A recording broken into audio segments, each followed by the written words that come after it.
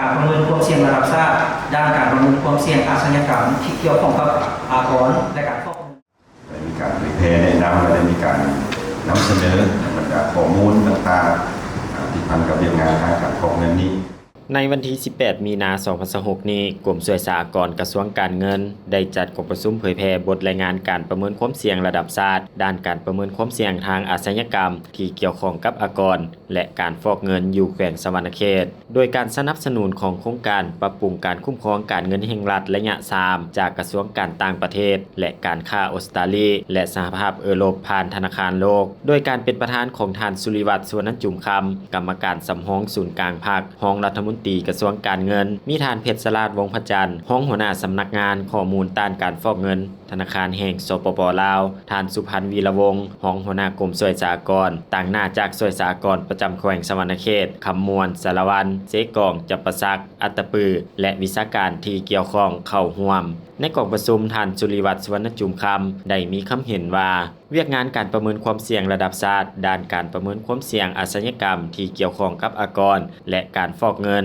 แม้นมีความสำคัญในการสร้างความโปร่งใสและความเชื่อมั่นของแขนงสวยสหกรณ์ต่อสากลให้หลายขึ้นกว่าเก่าและเพื่อสร้างความรับรู้ความเข้าใจให้เจ้าหน้าที่สวยสหกรณ์ในการวางมาตรการสกัดกั้นต้านการฟอกเงินและการสนองทุนให้แก่การก่อการร้ายและสิ่งท้าทายที่ยังคงค้างพร้อมนี้ได้รับฟังผลการประเมินความเสี่ยงด้านอาชญากรรมที่เกี่ยวข้องกับอากรและการฟอกเงินบางเทคนิคเกี่ยวกับการต้านและการสกัดกั้นการฟอกเงินและนิติกรรมที่เกี่ยวข้องเช่นคำสั่งว่าด้วยการดำเนินคดีฟอกเงินและการสนองทุนให้แก่การก่อการร้ายการโอนราคาการแลกเปลี่ยนข้อมูลกับต่างประเทศการนำใช้มาตรการทางอาญาเข้าในการลงโทษผู้ละเมิดอากรก็คือปัญหาอาชญากรรมทางด้านอากรโดยเฉพาะแม่นการลบหลีกภาษีอากรและการฟอกเงินแม่นภัยที่ร้ายแรงต่อเสถียรภาพทางด้านการเงินเศรษฐกิจของสปป.ลาวและจะช่วยให้การกำหนดนโยบายและมาตรการสกัดกั้นได้อย่างถูกจุดพร้อมกันนั้นท่านรองรัฐมนตรีกระทรวงการเงิน